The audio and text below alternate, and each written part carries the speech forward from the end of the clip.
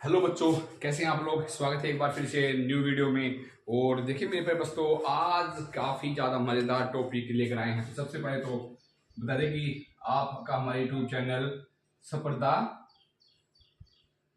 परीक्षा मराठी पर स्वागत है।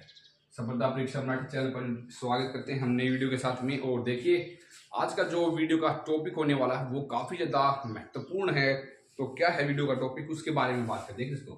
वीडियो का टॉपिक है भारत का संवैधानिक विकास। भारत का संवैधानिक विकास। ठीक है, ये तो हो गया हिंदी के बारे में बात करें। इसका इंग्लिश में कहते हैं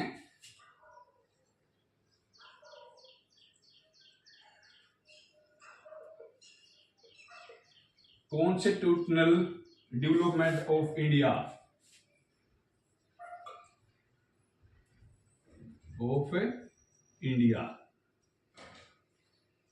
कॉन्स्टिट्यूशनल डेवलपमेंट ऑफ इंडिया की भारत का संविधान कब, इसके बारे में कब से शुरू हुई थी और कब जाकर ये आखिर तक कब लागू हुआ, उसके बारे में बात करने वाले हैं। तो पूरा डिटेल से आप लोगों को यहाँ पर समझाते हैं वीडियो। देखिए दोस्तों, यहाँ पर जो शुरुआत हुई थी भारत के कॉन्स्टिट्यूशनल डेवलपमेंट की, वो हुई थी 1773 में। 1773 के रेगुलेटिंग एक्ट में। रेगुलेटिंग एक्ट के दौरान इसकी शुरुआत हुई थी। भारत के संविधान की मांग उठी थी पहली बार। कलकत्ता प्रेसिडेंसी के प्रमुख बंगाल के स्थान पर गवर्नर जनरल कहा गया। पहला गवर्नर जनरल वॉरेन हेस्टिंग थे। और इस एक्ट के तहत 4 दिवसीय चुनाव करते, यानी कि इस एक्ट के तहत 1974 में क्या किया गया, 4 दिवसीय उच्च न्यायालय के 4 सदस्यीय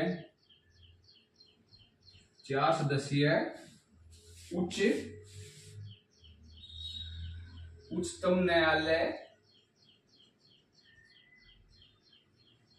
गठित किया गया। ठीक है, गठित किया गया था 1973 के दौरान, इस रेगुलेशन के दौरान। और आगे बात करें 1984 का, 1784 का Pitt's India act. Pitt's India act, इसके तहत क्या क्या गया, देखिए इसके तहत अधिनियम द्वारा 6 सदस्यों की एक नियंत्रित मंडल बोर्ड ऑफ कंट्रोल की स्थापना की। यानी कि इसमें क्या किया गया था 1984 में 6 सदस्यों का board of control, board of control की स्थापना हुई थी। और ये किया था बोर्ड ऑफ कंट्रोल ब्रिटिश सम्राट द्वारा। तो ब्रिटिश सम्राट द्वारा 1784 में पीट्स इंडिया एक्ट लॉन्च किया गया था, जो आगे चलकर नींव का पत्थर साबित हुआ था। आगे बढ़ते हैं। फिर इसके बाद हुआ 1793 में चार्टर्ड एक्ट। ठीक है, और इसके तहत क्या हुआ था, इसके तहत इस एक्ट के द्वारा कंपनी के व्यापारिक अधिकार को 20 वर्ष हेतु बढ़ा दिया गया था। इसके तहत जो कंपनी थी, कंपनी के 20 वर्षों के लिए बढ़ा दिया गया व्यापार करने के लिए। यानी कि भारत में 20 साल तक और व्यापार कर सकते थे इस एक्ट के तहत। आगे बढ़ते हैं। इसके बाद हुआ नंबर 4 पर 1813 का एक्ट। और इस एक्ट के तहत क्या हुआ, इस एक्ट के तहत कंपनी ने भारतीय व्यापार के एकाधिकार को समाप्त कर दिया, लेकिन चीन से व्यापार और चाय के व्यापार का एकाधिकार, यानी कि इस एक्ट के तहत जो एकाधिकार था वो खत्म कर दिया गया, खत्म किया। बट चीन के साथ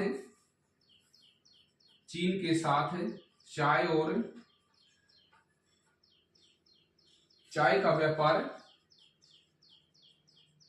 एकाधिकार था। ठीक है, चीन के साथ एकाधिकार था। और इस एक्ट के तहत 1 लाख प्रति वर्ष विद्वान भारत के प्रोत्साहन साहित्य को हेतु दिया जाएगा। यानी कि इसके क्या है कि 1 लाख रुपए भारत के विकास पर खर्च होंगे, भारत के विकास के लिए यहाँ पर खर्च किए गए थे। तो ये हम आपको बता रहे हैं भारत का सर्वजनिक विकास, कॉन्स्टिट्यूशन डेवलपमेंट ऑफ इंडिया, इसके बारे में आप आगे बढ़ जाते हैं। अब इसको आप जल्दी से नोट डाउन कर लीजिए। ठीक है, तो यहां तक आपको समझ में आ गया होगा। अब आगे बढ़ते हैं।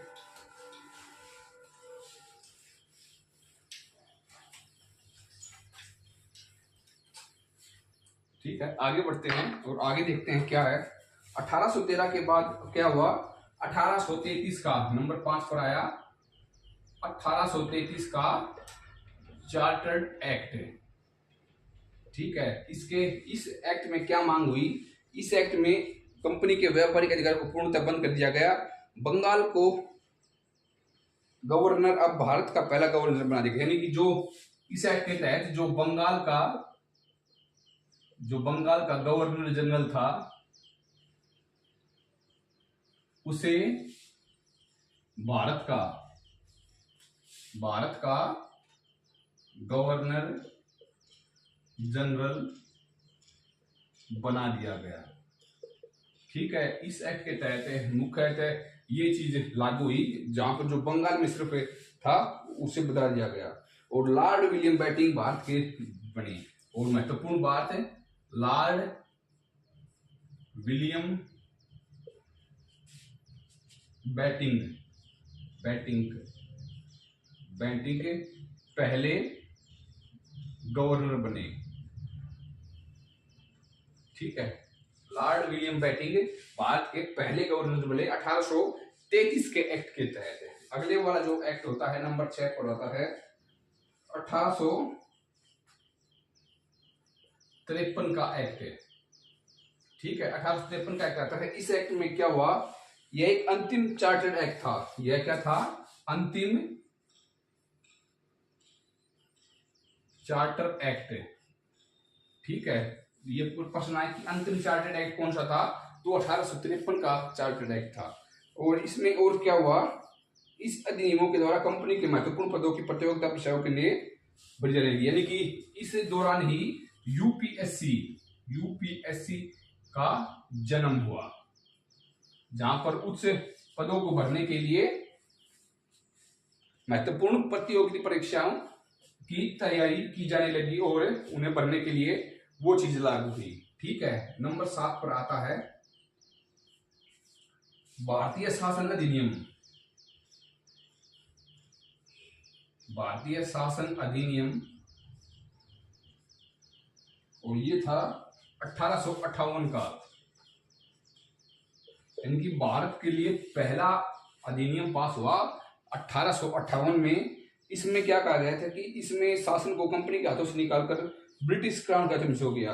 यानी कि इसके तहत जो भारत का कंपनी थी, कंपनी के हाथों से निकालकर इसको दे दिया गया ब्रिटिश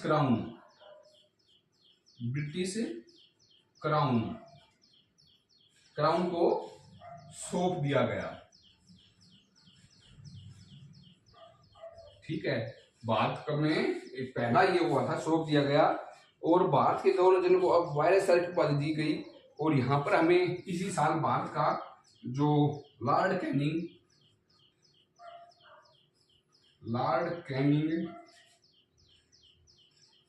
भारत के पहले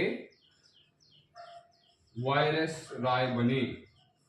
ठीक है, पहले वायसराय कौन थे, लॉर्ड कैनिंग। तो देखिए, इसको आप नोट डाउन कीजिए, आगे समझाते हैं अब आपको। ठीक है, तो ये यहां तक भारत के संवैधानिक विकास हो रहा था।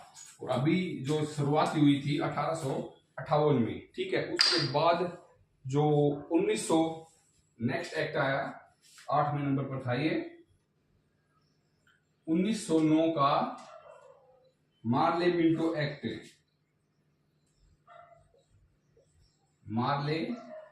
Minto act. ठीक है। इस एक्ट में क्या खास थी, इसमें मार्ले भारत स्थित मोन्टो वायसराय थे और इस अधिनियम में पहली बार मुस्लिम समुदाय के लिए पृथक निर्वाचन मंडल की स्थापना की, यानी कि यहां पर पहली बार क्या हुआ, पहली बार मुस्लिम समुदाय के पृथक निर्वाचन मंडल के आयोगी, निर्वाचन मंडल की आयोग बना, ठीक है, पर्सनल बना मुसलमानों के लिए। इसके बाद 1909 के मिंटो मार्ले के बाद क्या हुआ, 9वें नंबर पर आया 1919 का मोंटेचू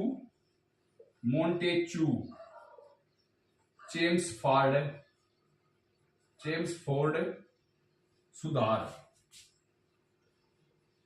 ठीक है, और इसे कहते थे भारतीय परिषद अधिनियम। और इसमें मॉन्टेचू भारत के चीफ तथा चेम्सफोर्ड वायसराय थे। यहां पर जो चेम्सफोर्ड थे वो बने भारत के वायसराय,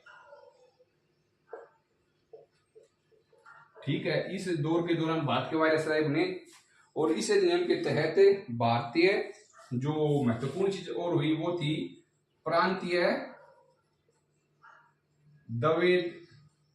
द्वैध शासन। इस एक्ट के तहत ये शुरू हुआ था प्रांतीय द्वैध शासन, जो कि जिसे काफी महत्वपूर्ण माना जाता है। 10वें नंबर पर आया 1935 का 1935 गवर्नमेंट ऑफ इंडिया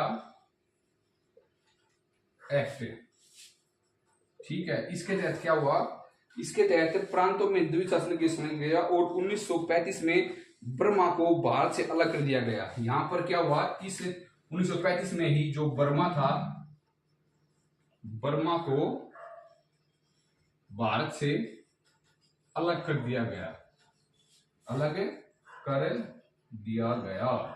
ठीक है। बर्मा को भारत से अलग कर दिया गया और उड़ीसा और सिंध दो प्रांत बनाए गए। उड़ीसा व सिंध प्रांत बने। और दोस्तों आखिर में नंबर 11 पर आया 1947 का इंडियन इंडिपेंडेंस एक्ट, 1947 का स्वतंत्रता एक्ट।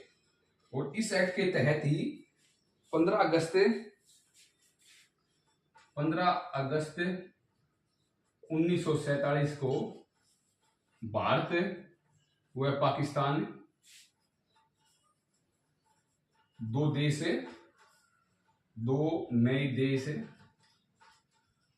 आजाद हुए और नया देश मिला जिसे कहा जाता था पाकिस्तान, ठीक है। और इसी एक्ट के तहत भारतीय संविधान का हमें यहीं पर भारतीय संविधान फिर 26 जनवरी 1950 को लागू हुआ, ठीक है। 26 जनवरी 1950 को यह संविधान लागू हुआ और उसके बाद से हम जानते हैं कि भारत का संविधान सर्वोपरि माना जाता है भारत में, ठीक है। तो मेरे प्यारे दोस्तों, हमने आज आप लोगों के लिए भारत का संवैधानिक विकास कॉन्स्टिट्यूशनल डेवलपमेंट ऑफ इंडिया के बारे में बात की, जहां पर शुरू से लेकर 1700 से लेकर 1947 तक क्या क्या एक्ट आए, वहां पर क्या क्या कुछ जो महत्वपूर्ण गतिविधियां उनके बारे में बताया।